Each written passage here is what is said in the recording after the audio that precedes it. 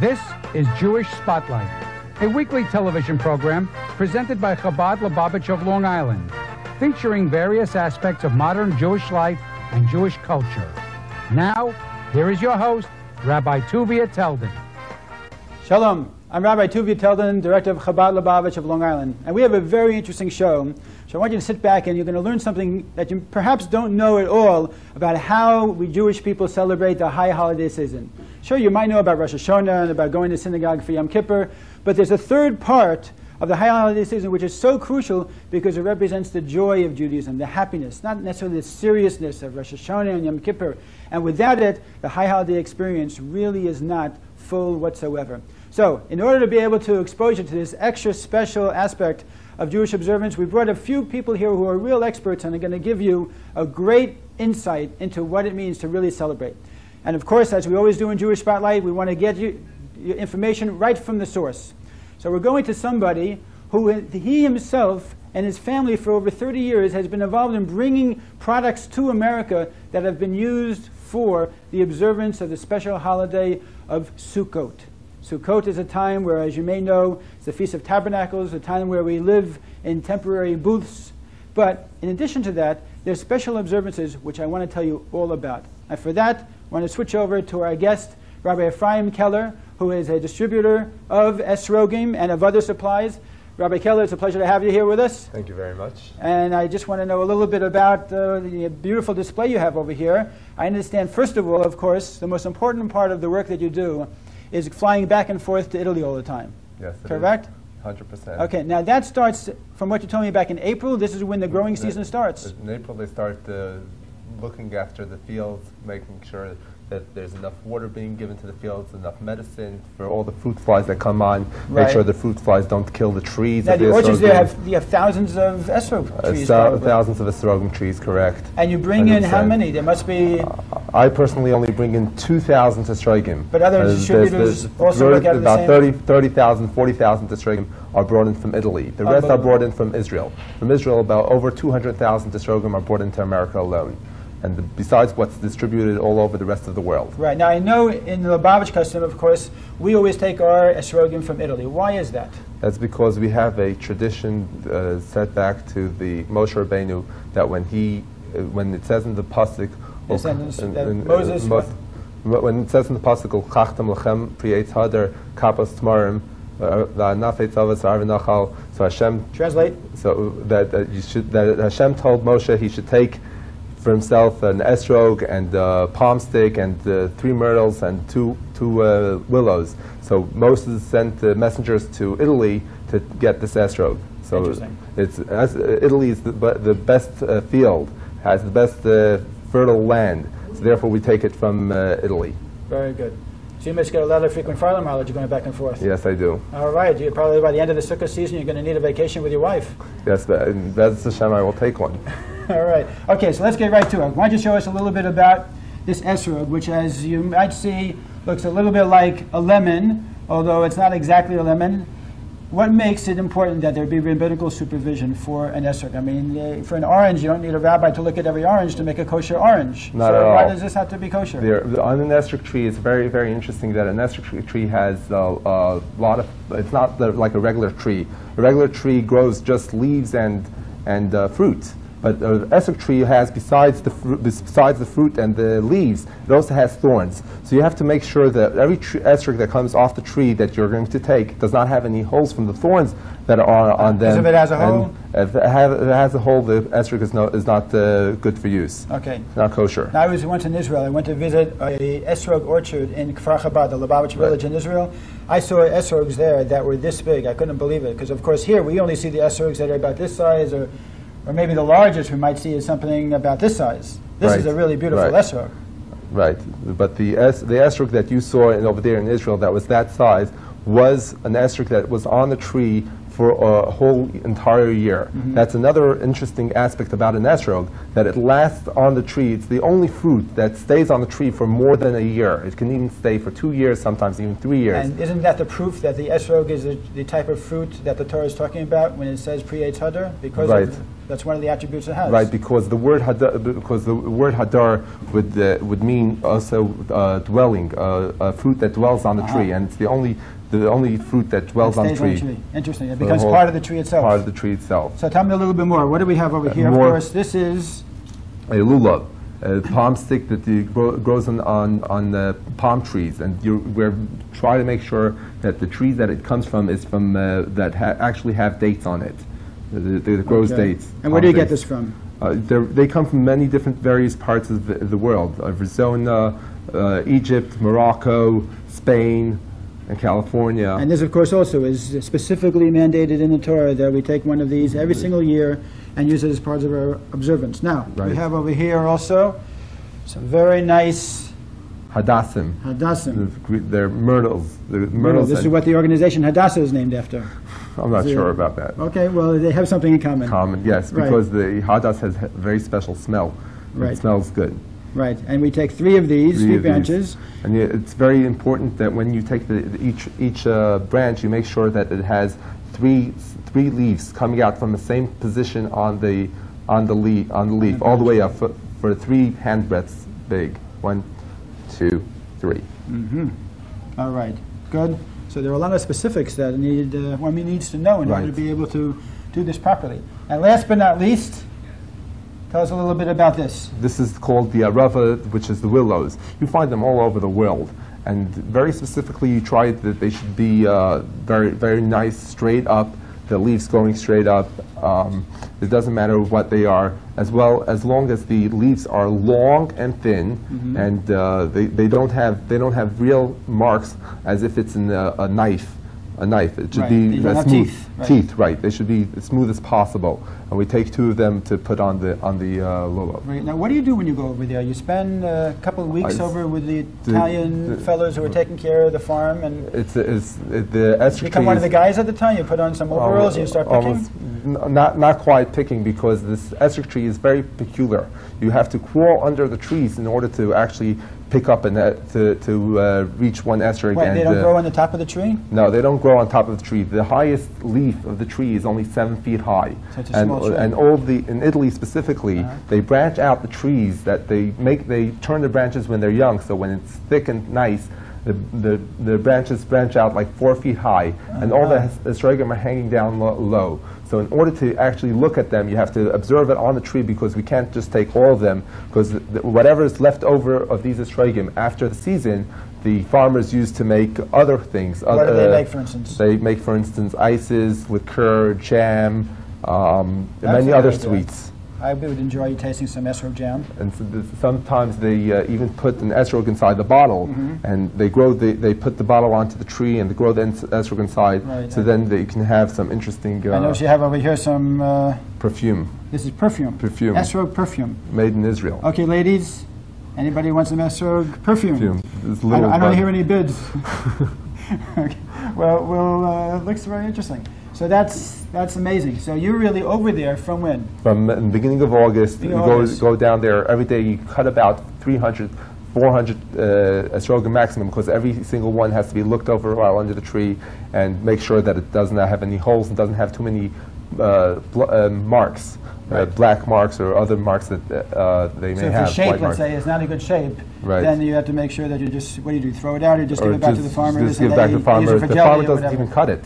If it has a hole in it. If he sees that it's marked up, he doesn't even cut it. He just leave it there. Interesting. And this is like the most perfect shape we look for. One that has a little bit indent inside, and it grows straight and symmetrically all around. It's even. It's very hard to find one that goes all the way up like this. Plus it has, this is called the pitum of the esrog. The pitum of the esrog is... yeah, go on. It got the completeness. Every esrog starts growing with a pitum, but then not all of them continuously have them. A lot of them fall off while it's still a young tree, and therefore you have a lot of esrogim without pitums. Interesting. And it's as well kosher. Very good. Well, Rabbi Keller, I appreciate your time. It's been a pleasure, and I want to thank you for coming here and showing us everything that we have over here to be able to learn a little bit more about the mitzvah. You're welcome. All right. Now, we're going to go back and we're going to talk a little bit about other things concerning Sukkot. First of all, I want to let you know that these esrogim are really available all over the place. If you ever want to call the Chabad house, or you want to find out a little bit more about how to get a sukkah, we have a rabbi who's involved, Rabbi Weisfish in Huntington, who's involved in helping people all over, and all the Chabad rabbis all over Long Island are very actively involved in trying to help you to make sure that you can observe the holiday of Sukkot as best as possible. But the esrogim is something special, because a lot of times what happens is people will go and they'll check out an esrog. You might have heard about different times when people have a choice. They want to look at 10 esrogim, they want to look at 20 esrogim. People get into the specifics, make sure that has less marks and one has a little bit of less spots or less cuts, so forth and so on. And the prices range from anywhere starting from maybe $18 all the way up from maybe a perfect esrog, could be hundreds of dollars. But you know what? In Judaism, we try to do things with extra zest. We try to do it with a lot of enthusiasm, and we try to do it in a way to show God that we really love His mitzvot. We love the commandments, and we love the fact that we have been asked to fulfill this very special mitzvah and tradition at this time of year. And of course, it's all part of the celebration, because Sukkot is a time of Zman Simchosenu, the time of our celebrating. And it's not only celebrating for us, God Himself also is celebrating. God is celebrating having us together and joining together as a Jewish people. And at times when the temple was standing, and God willing again soon when the temple is rebuilt in Jerusalem, Jews would congregate from all over the land in order to be able to celebrate this holiday as one. And you can imagine thousands and thousands, and to this day still, millions of Jews who all over the world are taking from this lulav and binding it together, as we're soon going to find out, together with the hadassim and the ravos, with the willows and the myrtle, in order to be able to hold it together with the esrog and bring it to synagogue and to be able to pray to God together with it at that time. And it's a very, very special moment, and something that I think that if you're trying to get your children a little bit more involved with Judaism and to get them a little bit more educated and to make it a hands-on experience, which is so important to really make Judaism hands-on, buying a little lulav of an esrog, being able to make the blessing, giving them the education and the experience that they need in order to be able to really understand how beautiful Judaism is and how much it is involved with being able to experience the different aspects of Judaism. This is something that is very, very special. So it's my strong recommendation to everybody here to go out, make a phone call, find out where you can get a lulav of an esrog, and if you're really adventurous, to make the trip into Brooklyn or anywhere else in order to find out what it's like to be able to get a lulav nesrog. All right, I think we're ready to get started. We have with us today an old friend and a guest who's come to us many, many times, and that is, of course, Rabbi Michael Albuquerque. Rabbi Albuquerque, it's very nice of you to be here. Are you hungry? Or I just walked in here. I can't believe what you got here on the table. I mean, who is this for? I mean, listen, we've been working a long time. We're ready to start chewing. Amazing. Looks like you're ready for sukkahs. Have you showed the kids this?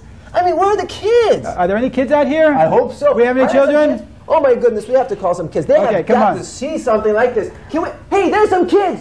Could you kids come over here, please? Oh, you guys are going to see something you probably never saw. Come over here. Come. Wow, Rabbi, give me a second. Let's get some kids in here. Let's go. This is not for adults. This is for kids. Kids want to have fun. Oh, well, look, are there any more? Great, we got a crowd here. You guys want to have some fun? Yeah. You guys want to make a lot of money? How about if I teach you guys how to make a lot of money, huh? You like that, I bet, huh? Oh, boy, Rabbi Teldon, I think it's about time to show the kids how to make some money around this part of Long Island. And there are ways to do it on Sukkot, especially Erev Sukkot, just before Sukkot. Well, I was watching that rabbi, and I noticed he said a lot of things. I don't know if you guys were here. You guys were outside probably playing or something, right? So let me just show you guys what the rabbi was talking about. Could you what's your name, by the way? What your name was again? Shayna. And what's your name? Vicky. Vicky and Shayna. And your name is? David. David and? Shmuley. And Shmuley. Well, we got a good team here. What we're going to do now is I'm going to put the microphone down here so I can show you guys some stuff that probably nobody haven't done this with you guys before. You guys know that an esrog is not a lemon? You guys know the difference between a lemon and an esrog? Yeah, you do know. Let me ask you this. Do you know the difference between a lemon and an esrog and an orange? You do. Make it more complicated. How about the difference between a lemon, an esrog, an orange, and a lime? You guys are too smart. Smart guys. What about if it's a grapefruit? You're gonna know it. You think so? All right, let's just review real quick what that rabbi said before. An esrog, Or how you guys pronounce things in yeshiva? Etrog or Esrog? Esrog. And Esrog is bigger than a lemon, right? And sometimes it's got this thing called a pitum. You know, I think I saw one. The rabbi had, yeah, Rabbi told them this was the one with the pitum, right? Right. That's the one with the pitum. And what happens if that falls off? Is it kosher still? No. No, it's not. And if it doesn't have one, well, it's on the tree, so it's okay, right? Right. So it's bigger. And then it's also bigger on top. It looks like a tower. Beautiful. Lots of bumps on it and ridges. Lemons don't have a lot of ridges, do they? No. No. And let me ask you this. Everybody has, well, let's not get too personal, but everybody has a belly button, right? If you looked at this belly button, what would you call this one? An innie or an outie?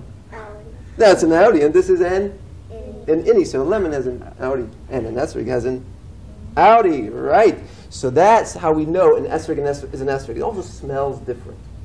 Now, you guys think you know enough about esrogim now? Yeah. You can figure them out with your eyes closed, right? Yeah, okay, you asked for it. So let's blindfold you guys. Here, can you blindfold that girl right there? She thinks she's so smart. She knows exactly where things are and what things are. Shmuley, could you blindfold David over here? And yeah, just blindfold her so she can't see anything. And then we're going to do a very tricky test. What we're going to do is we're going to see if these kids are going to be able to guess what they're holding in their hands while they can't see. So what I'm going to do is I'm going to try to trick them and see if they really are paying attention. So let me ask Shmuley, when I give you something, you'll put it into the hands of David. David, hold your hands up in front of you like that. And Vicky, hold your hands up in front of you. And Shane here is going to take the things I'm going to give her. And when I say go, she's going to put them in your hands. You're going to have just a few seconds to feel them. And then we're going to see if you can figure out afterwards, by memorizing the order of what we gave you at the end, to see if you can win this contest. Because this is a very complicated contest. Here, let's put the blindfold over your ears. That way it won't fall down. You look like a pirate now. Wow. Okay, Shmuley, you hold on to this. And when I say go, you're going to put it in the hands of David. David, just face this way. And Vicky, face this way over here, just like that. Yeah, turn your whole body that way so that Shandy can put things in your hand. Ready, Shandy? Ready, Shmuley? Go. Give it to their hands. Feel it. Smell it. But don't look at it. 5, 4, 3, 2, 1. Give it back. Give it back. Give it back. Give it back. Give it back. There you go. Okay. Let's see now. You guys know what that was. Don't tell anybody. And everybody who's out there knows that what they're holding in their hands is something that is something. So now we're going to take another thing. Shmuley and Shandy.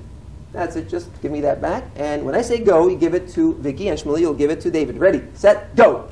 5, 4, 3. Feel it. 2, 1. Give it back. Give it back. Give it back. Give it back. Okay, everybody knows what that was. Let's try to be tricky now. Let's try to see what happens if we give them something like this.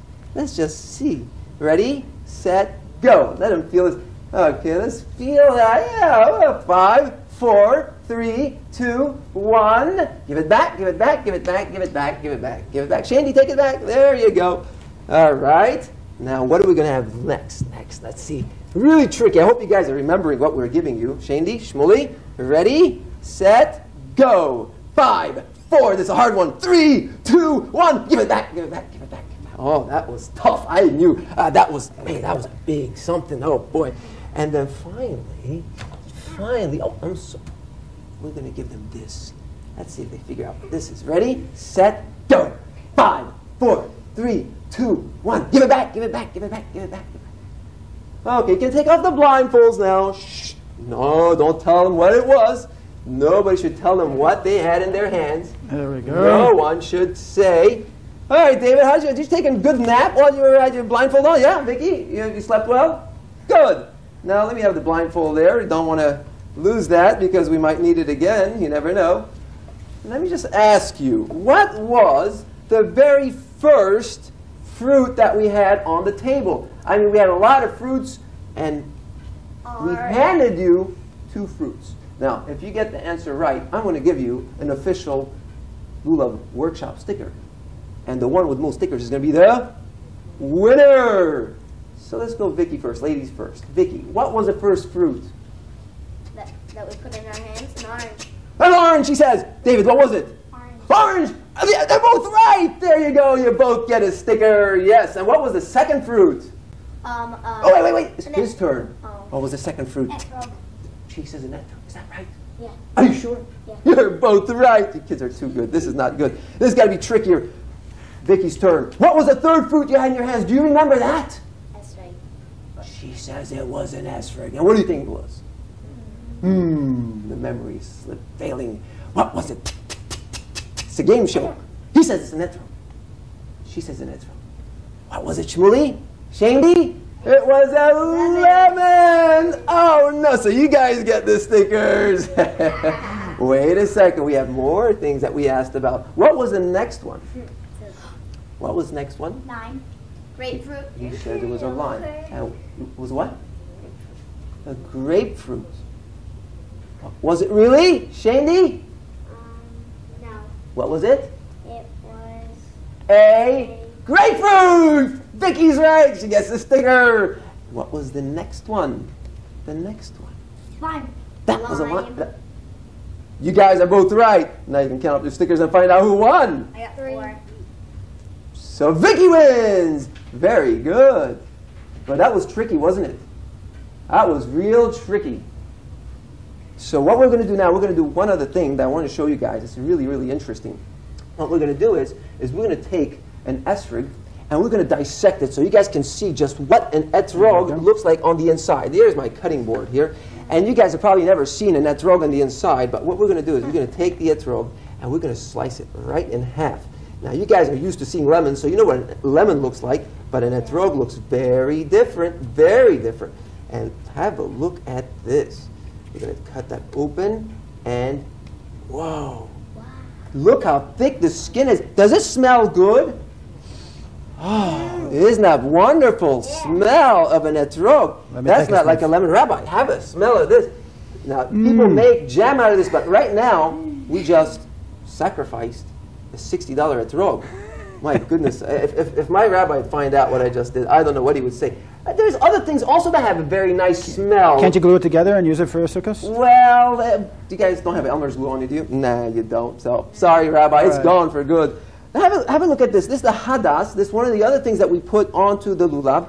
And what did we say about this? That has smell. The etrog has taste and smell, like a person who does mitzvot and learns Torah. And the hadas only has smell, like a person who does mitzvot. Hadassah was actually Esther's name because she did such great mitzvot that Hashem called her Hadassah because her deeds were so good smelling, so fragrant. Take one of these leaves. Now I want to show you how to find out if this really smells. Take the leaf and scrunch it in your hands, scrunch it up, and say a bracha. Baruch atah Adonai Eloheinu melech haolam borei minei b'samim. Take a smell.